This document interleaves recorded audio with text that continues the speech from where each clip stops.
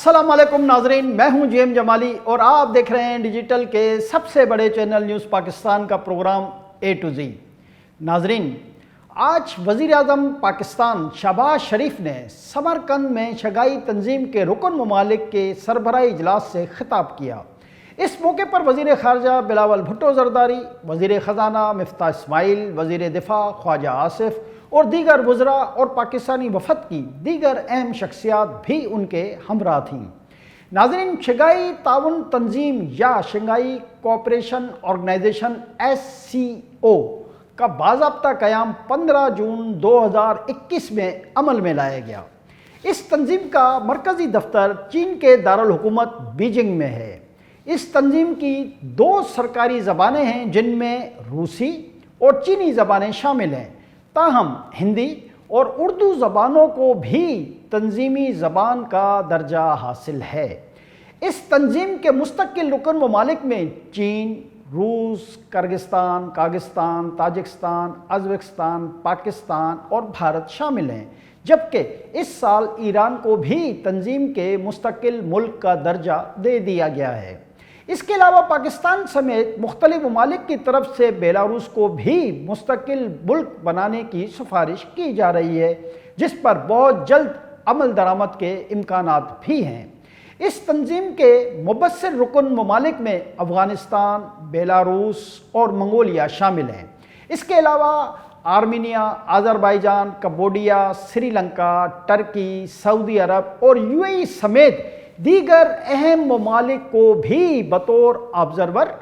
इसके इजलासों में शिरकत की दावत दी जाती है। जी नाज़रीन, वज़ीर आज़म शहबाज शरीफ ने खिताब करते हुए कई अहम उमूर पर बात की। अपने खिताब में उन्होंने सबसे पहले अफ़गानिस्तान का जिक्र करते हुए कहा कि दुनिया ने अगर इस वक्त अफ़गानिस्तान को नज़रअंदाज किया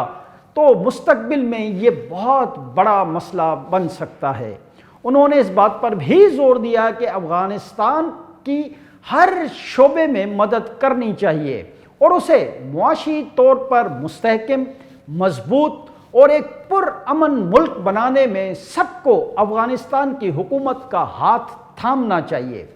जी नाज़रीन, उन्होंने कहा कि अफ़गानिस्तान के मसाइल के हवाले से हमें तवील मुद्दती मनसूबा बंदी की अशद ज़रूरत है। उन्होंने कहा कि इस फोरम के रुकन ममालिक अफ़गानिस्तान को दहशत गर्दी का मुकाबला करने के काबिल बनाएं। वज़ीर आज़म शहबाज शरीफ ने अफ़गान हुकूमत पर भी जोर दिया कि वो अपने मुल्क में इंसानी हुकूक, अक़लियतों के हुकूक और ख़वातीन के हुकूक के हवाले से सूरत हाल को मज़ीद बेहतर बनाए। वज़ीर आज़म पाकिस्तान ने इजलास के दौरान मज़ीद कहा कि पाकिस्तान दहशत गर्दी का शिकार होने वाला सबसे बड़ा मुल्क है कि जहां दहशत गर्दी का मुकाबला करते हुए हज़ारों फ़ौजियों ने जामे शहादत नोश किया, जबकि दहशत गर्दों ने आम लोगों को भी एक बड़ी तादाद में शहीद किया, जिनमें डॉक्टर्स, इंजीनियर्स, ख़वातीन, बच्चे, बुज़ुर्ग और हर उम्र के अफराद शामिल थे।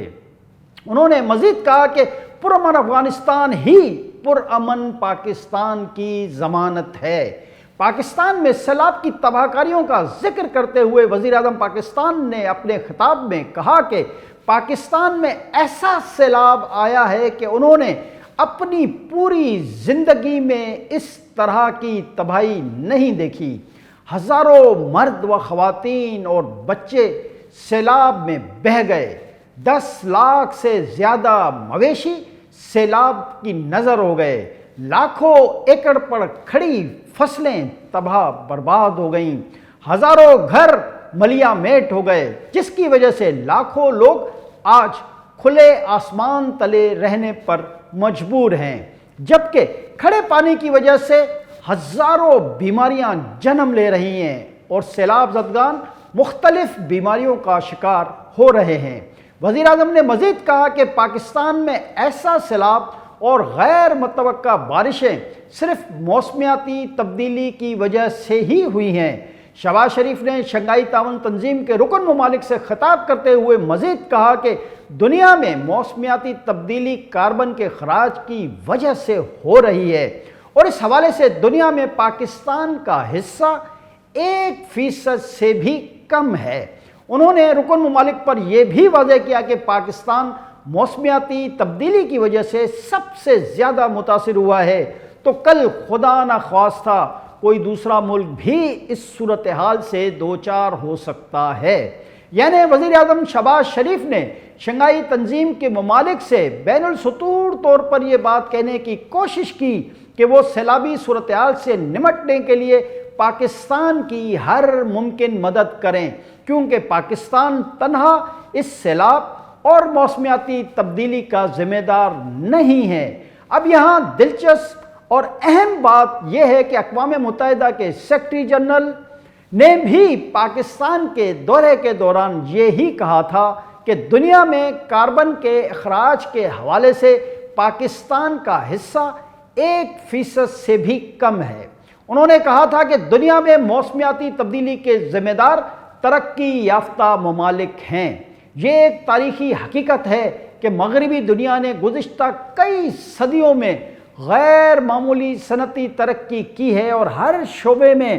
صنعت اور کارخانے قائم کیے ہیں، اور اس کے ذریعے اپنے ملکوں کی معیشتوں کو بہت زیادہ مستحکم کر لیا ہے۔ اس مغربی اور ترقی یافتہ ممالک نے انرجی کے حصول کے لیے کوئلے سمیت ایندھن کے دیگر ذرائع کا بے دریغ استعمال کیا ہے، جبکہ اب مغربی دنیا نے انرجی کے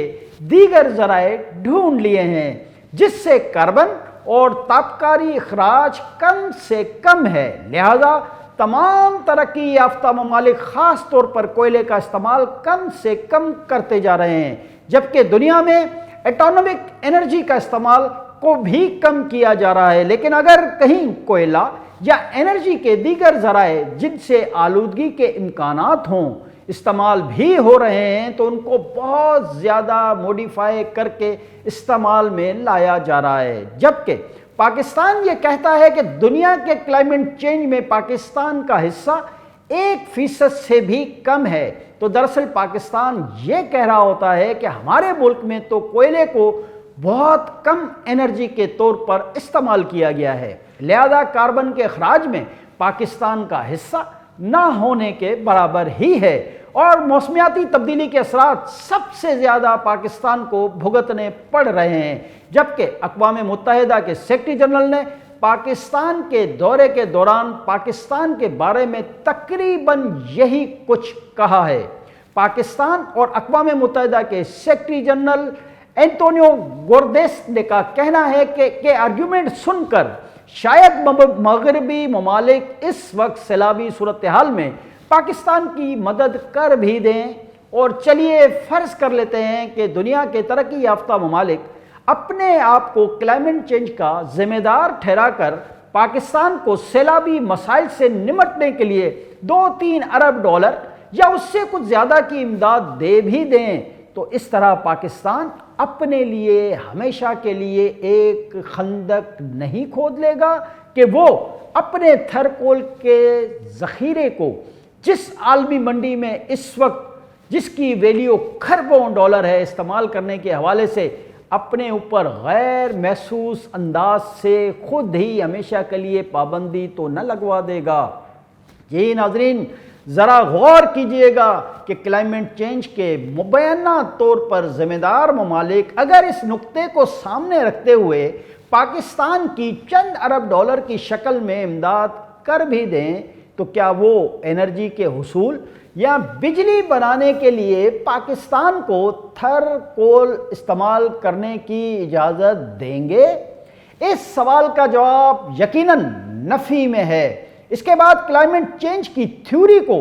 سامنے رکھتے ہوئے مغربی دنیا کا پاکستان سمیت تمام ترقی پذیر ممالک پر یہ دباؤ بڑھے گا کہ وہ اپنی فیکٹریوں،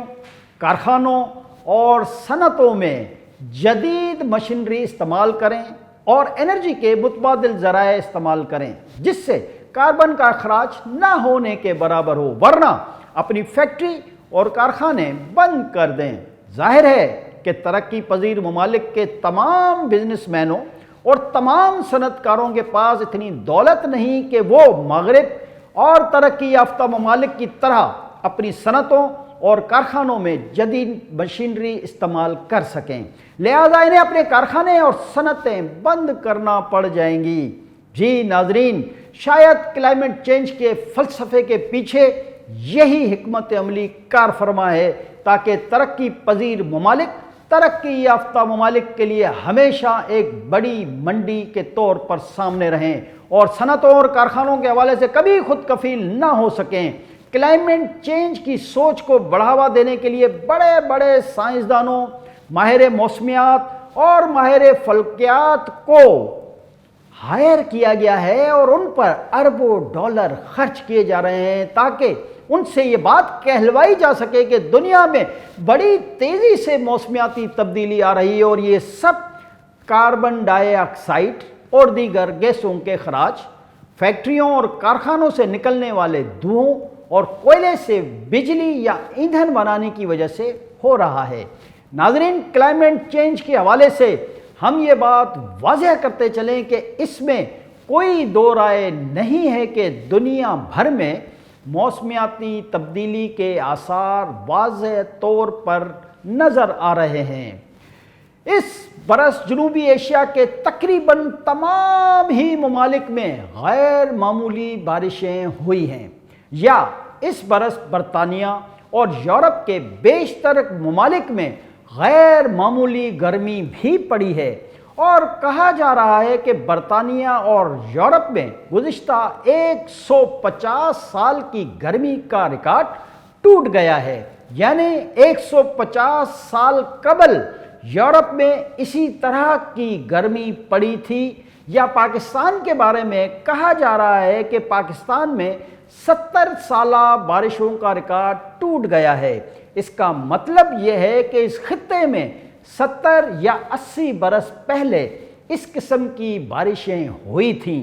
تاہم کبھی اتنی تباہی نہیں ہوئی۔ لیکن پاکستان میں اس برس زیادہ تباہی اس لیے نظر آ رہی ہے کہ یہاں کی آبی گزرگاہوں پر قبضہ کر کے یہاں تعمیرات قائم کر لی گئی ہیں، جس کی وجہ سے پانی گزرنے کے راستے بند ہو گئے ہیں اور بہتے پانی نے آبادیوں کے لیے سیلابی شکل اختیار کر لی ہے، جس کی وجہ سے بہت زیادہ تباہی ہوئی ہے۔ جی ناظرین، حقیقت حال یہ ہے کہ جس موسمیاتی تبدیلی کے نام پر مغربی اور ترقی یافتہ ممالک غریب ممالک کو ڈرا رہے ہیں، اصل اس کے حقیقت بالکل مختلف ہے۔ اگر 150 سال پہلے یورپ میں ایسی گرمی پڑی تھی جو ان برسوں میں دیکھنے کو نہیں مل رہی، یا پاکستان یا اس خطے میں 70 یا 80 برس پہلے اس طرح کی بارشیں ہوئی تھیں، تو کیا اس کا مطلب یہ نہیں کہ موسمیاتی تبدیلی قدرت کی طرف سے ایک معمول کا عمل ہے اور ہر 200-250 برس بعد یا 500 برس بعد کرۂ ارض میں موسمیاتی تبدیلیاں واقع ہوتی ہیں، جو موسمیاتی تبدیلیوں کے حوالے سے مسلسل ارتقائی عمل کا حصہ ہوتی ہیں۔ یہ بہت زیادہ غور طلب نکتہ ہے۔ تو پھر کیا ہم اس سے یہ نتیجہ نہیں اخذ کر سکتے کہ موسمیاتی تبدیلی کسی کاربن یا دیگر گیسوں کے اخراج کا نتیجہ نہیں، بلکہ قدرتی طور پر مسلسل موسمیاتی ارتقائی عمل کا حصہ ہیں، لیکن ترقی یافتہ اور امیر ممالک اسے اپنے مذموم مقاصد کے لیے ایک ہتھیار کے طور پر استعمال کر رہے ہیں۔ ہاں، یہ ضرور ہے کہ مختلف گیسوں کے اخراج یا تابکاری کی وجہ سے وقتی طور پر وہ علاقہ یا خطہ ضرور متاثر ہو سکتا ہے کہ جہاں تابکاری یا گیسوں کا بہت زیادہ اخراج ہو رہا ہے، اور اس کے اثرات بھی کچھ عرصے تک ہی برقرار رہ سکتے ہیں۔ اس کی سب سے بڑی مثال ناگاساکی اور ہیروشیما ہیں کہ جہاں امریکہ کی طرف سے ایٹمی بم گرائے جانے کی وجہ سے ایک طویل عرصے تک تابکاری اثرات رہے، اب وہاں بھی صورتحال بہتر ہو رہی ہے اور ماحول بالکل صاف ہے، یعنی تابکاری اثرات فضا میں تحلیل ہو کر کائنات کے لامتناہی سلسلے کا حصہ بن گئے ہیں، لیکن رفتہ رفتہ متاثرہ علاقوں کا ماحول بہتر ہوتا گیا ہے۔ اس کا مطلب یہ ہے کہ تابکاری یا گیسوں اور دھوؤں کے اخراج سے پوری دنیا کے موسم پر کوئی فرق نہیں پڑتا، اور اس کی وجہ سے کائنات کا لامتناہی نظام متاثر نہیں ہوتا، کیونکہ قدرت کی طرف سے اتنی بڑی کائنات بنائی گئی ہے کہ جس کی وسعت کا انسان کو اتنی ترقی کے باوجود آج تک پتہ ہی نہیں چل سکا ہے کہ یہ کتنی بڑی کائنات ہے، اس میں کتنے ستارے اور کتنے سیارے ہیں۔ نہیں انسان کو آج تک یہ پتہ چل سکا ہے کہ اس کائنات میں کتنی قسم کی مخلوقات ہیں اور وہ کہاں کہاں رہتی ہیں۔ تو پھر اس چھوٹے سے کرۂ ارض یعنی زمین پر انسان اپنی حرکات و سکنات اور اپنے پیدا کردہ کیمیائی تغیرات کی بنا پر قدرت کے بنائے ہوئے موسموں کو بنانے کا دعویٰ کیسے کر سکتا ہے، اور کیسے وہ موسمیاتی تبدیلی کے لیے ایک دوسرے کو ذمہ دار قرار دے سکتا ہے؟ حق اور سچ یہی ہے کہ انسان میں اتنی جرت اور طاقت ہی نہیں ہے کہ وہ نظام قدرت کو چیلنج کر سکے یا اپنے کسی بھی عمل سے اسے تبدیل کر سکے۔ موسمیاتی تبدیلی صدیوں پر محیط ایک عمل کا نام ہے جو لاکھوں برس سے جاری ہے، اور جب تک یہ کائنات قائم ہے موسمیاتی تبدیلی کا عمل اسی طرح چلتا رہے گا۔ زندگی رہی تو اگلے پروگرام میں پھر ہوگی ملاقات ایک نئے موضوع کے ساتھ۔ تب تک کے لیے اپنے میزبان جیم جمالی کو اجازت دیجیے۔ اللہ حافظ۔